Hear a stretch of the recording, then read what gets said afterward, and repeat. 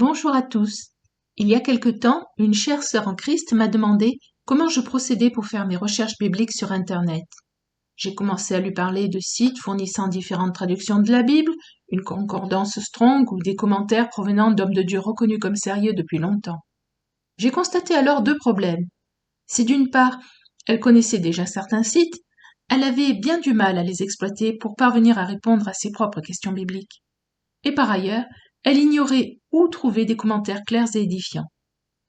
Suite à la vidéo de Brenda Weltner, mon processus d'étude biblique, traduite sur ma chaîne, j'ai donc pensé qu'il serait profitable pour mes auditeurs de faire un petit récapitulatif pratique des moyens disponibles pour étudier la Bible.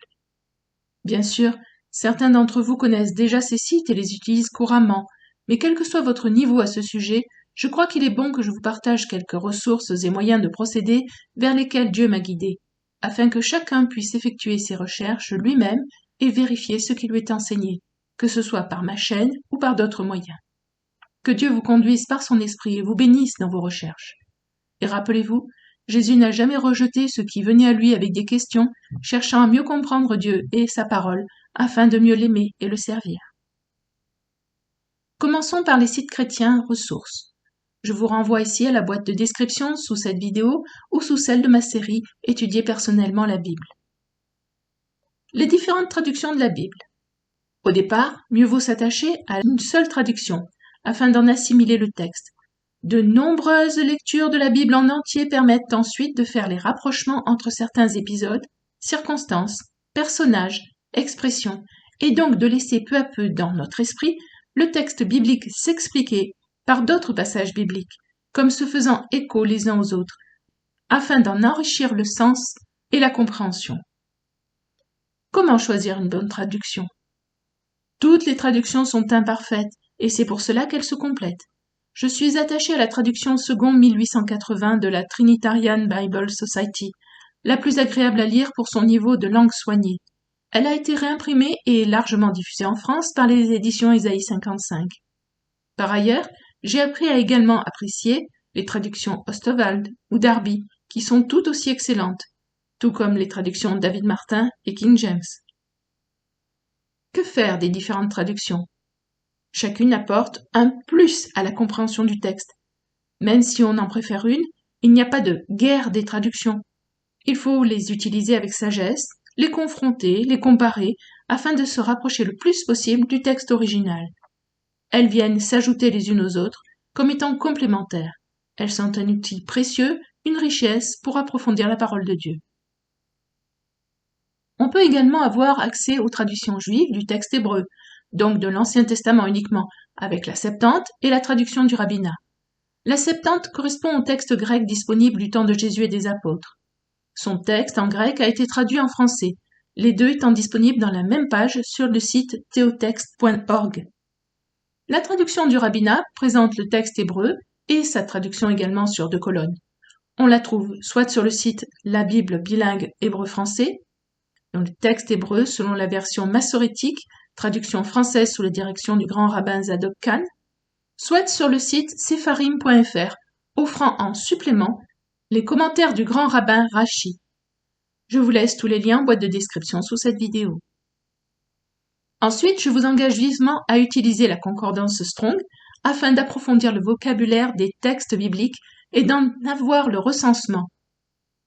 Ensuite, je vous engage vivement à utiliser la concordance Strong afin d'approfondir le vocabulaire des textes bibliques et d'en avoir le recensement.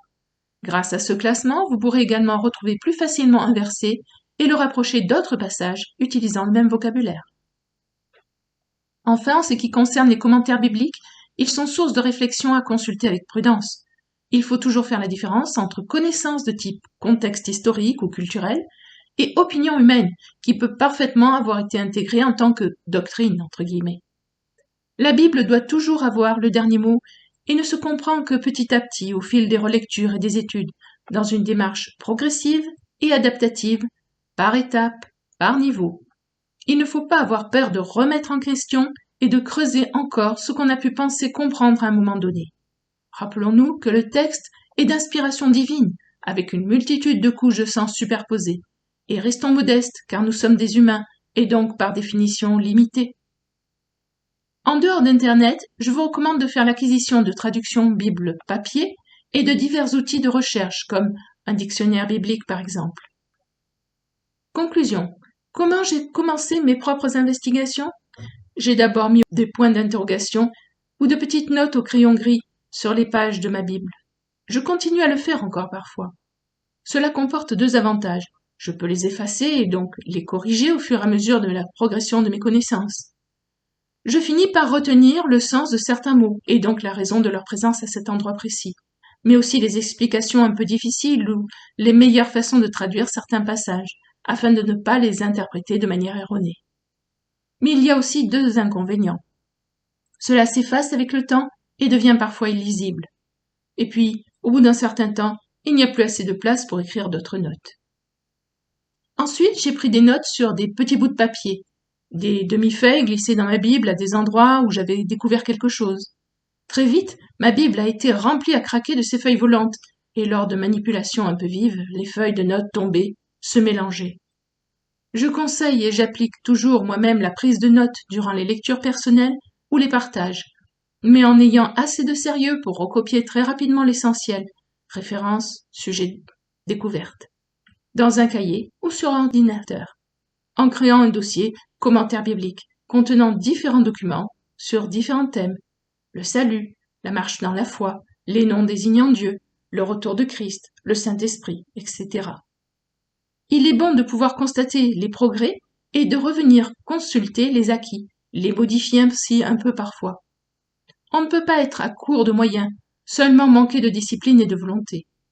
La balle est dans notre camp, sachons la saisir et allons de l'avant vers la victoire. Merci Seigneur pour ta parole, et merci d'avoir suscité des générations de croyants qui ont été passionnés pour toi et pour ta parole au point de consacrer leur temps, toute une vie parfois, pour élaborer tous ces outils précieux. Merci à tous pour ce travail inestimable. Soyez-en récompensés pour l'éternité. Je suis heureuse d'avoir pu vous faire ce petit récapitulatif. Si vous avez des questions, n'hésitez pas à les poster en commentaire. J'essaierai d'y répondre de mon mieux. À bientôt. Bonne lecture et bonne étude biblique. Que Dieu vous encourage et vous rende persévérant. Merci pour votre écoute. Au revoir.